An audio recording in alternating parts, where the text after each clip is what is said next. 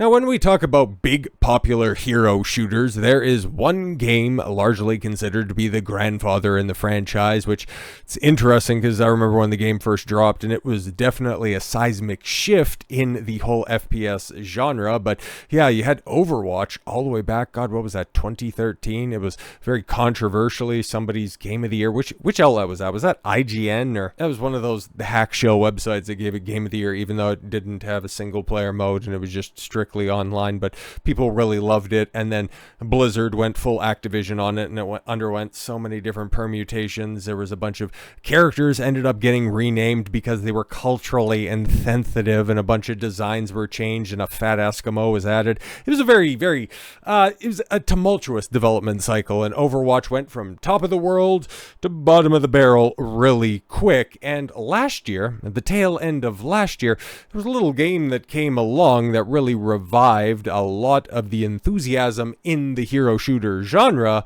and Overwatch looked over there and went, yeah, you know what, kind of want a piece of that stuff. But before we get to that, we have to go ahead and realize what exactly Overwatch 2, as as it is right now, that's a funny story how they launched that and effectively just reverted back to what made them successful with Overwatch 1. So Overwatch 2 was the sequel that died even before its release. It's once again just a massive trendsetter in the industry. But yeah, Overwatch became quite a meme because with their retconning a bunch of the characters' histories, name changes, design changes, but ultimately, it became that hero shooter where everybody's just gay, bro. After 6 years, Overwatch 2 finally acknowledges Soldier 76's gay ex-boyfriend again. Yeah, it's being covered by Kotaku because that's a really important stuff. And it's shit like this that made people look over at Overwatch when I would literally rather play in traffic than play Overwatch 2. And yeah, it ended up getting left in the dust after the arrival of Marvel rivals, ostensibly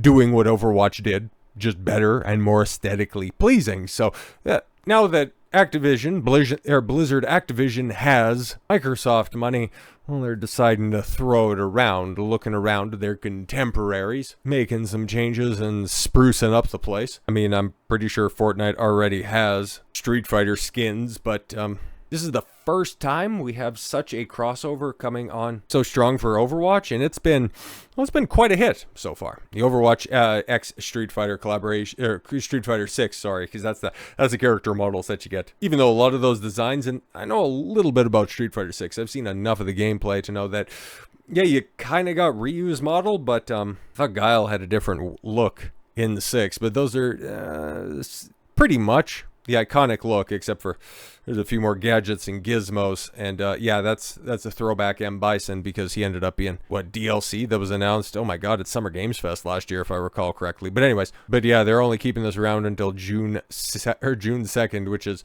wild because this is the first time in a long time that people are positively looking at Overwatch. But earlier this month, the collaboration event was announced for Overwatch 2. Characters within Activision Blizzard's game could be dressed up as characters from Street Fighter 6 starting May 20th. Okay, Hanzo could be skinned like Ryu, Juno as Chun-Li, Kiriko as Juri, Widowmaker as Cammy, Zenyatta as Dalsim, Soldier 76 as Guile, Winston as Blanca, and Sigma as M. Bison. It's interesting. I know a couple of the Overwatch names, but I know all of the Street Fighter names because, well, one's far more popular with a certain demographic than others. But ultimately, though, the collaboration announcement was revealed during a cinematic trailer itself. However, fans were only able to imagine other skins might look within the game itself. Earlier today, the official Overwatch channel released a video reminding us of the collaboration. This provided us an opportunity to see the characters with their new skins during actual gameplay. And yeah, here's a couple of stills that are right here, and obviously there's one specifically that is very much drawing controversy within certain demographics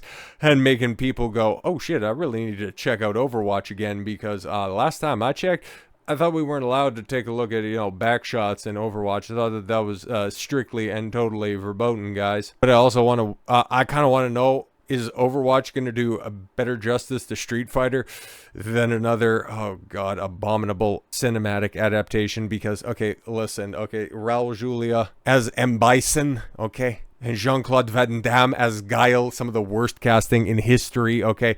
You're going to kick M. Bison's ass so hard, his ancestors are going to feel it. Okay, I'm sure they could probably do Guile a little bit better, but yeah, nobody's going to top Raul Julia. And for you, that was the most consequential day of your life. For me, it was Tuesday. That's unironically a great line. That movie's pretty trash, bro, and we don't even need to bring up the legend of Chun-Li, but Street Fighter hasn't exactly had the best reputation when it comes to being adapted to the silver screen. I mean, Dead or Alive did it better, and Mortal Kombat, especially Kombat 1, definitely did better. Not the game, but the movie from the 90s. Not that fucking abortion. Anyways, but yeah, next year, okay, I think I seen 2026 attached for this, but now they're starting to cast this, and Jason Momoa as Blanca. I mean, he's not going to get in makeup, so it's just going to be, what, Hawaiian dude, bro?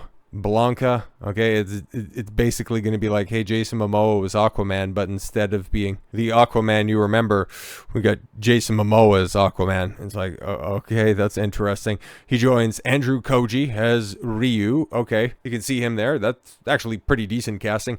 Noah Centao as Ken. All right, and oh, fuck's sakes, man. One of the most atrocious, overrated, even after his rebranding, okay? Even, you know, not the big dog, but Roman Reigns, man. Like, what the fuck? And him playing Akuma, the coolest guy. Like, bro, don't fucking make me laugh. The guy can't even put butts in seats in wrestling, let alone in Hollywood. That guy's ass top to bottom. And speaking of ass top to bottom, they make a huge stink and cancel Tracer's pose. Yeah, exactly, because this was another thing, right? Like, after Overwatch launched and people were, you know, a little bit skeptical about Blizzard's capability to maybe do an FPS, wondering, okay, after years and years of doing tactical type shit, okay, you're taking a step into this. It's like, hey, you could do it. And then you take a look at some of those character designs and it's like, oh, you definitely could do it, right? And Tracer, well, Tracer was a big reason. I think they made her gay or bisexual or fucking they, them, about, and who knows, man, at this point in time. But yeah, they had to censor her because a bunch of fucking journalists got big mad that there was a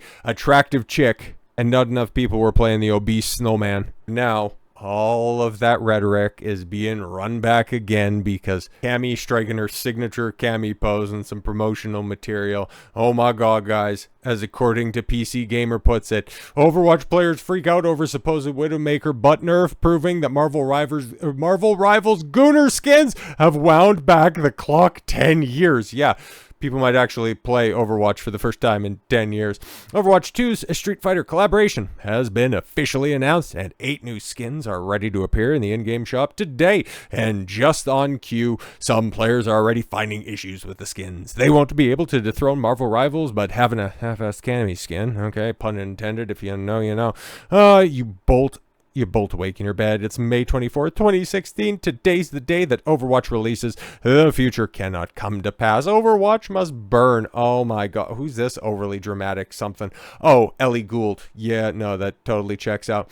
But seeing players complain about the size of Widowmaker's butt in the new Cammy skin has dragged me back to 2016 when all the controversy about Blizzard's shrinking Tracer's rear was all anyone could talk about. Just a couple of days after Overwatch released back in 2016, the developers had to cut a victory pose after fan backlash saying it was over-sexualizing the characters. No, it was a bunch of fucking terminally online tumblers having a big fucking meltdown about it. That's all it was. People were actually enjoying Overwatch. Remember, it won Game of the Year. People had a generally positive opinion of Blizzard. This was prior to the Diablo Immortal Do You Have Phones situation. This was prior to, this was a little bit after, what was that for a Diablo 3 Error 74? God, that's a really long throwback. But yeah. I thought we'd move on from breaking out of the compass or ruler every time a hero got released or has a new skin, but apparently not. I suppose Marvel Rivals, yeah, a successful game, has been feeding the gooners as of late, so maybe we can point some of the blame over there. Oh yeah, a successful game with interesting character design, except for cardboard cutouts and a bunch of fucking freaks over here just noodling around in obscurity. Yeah, it's their fault.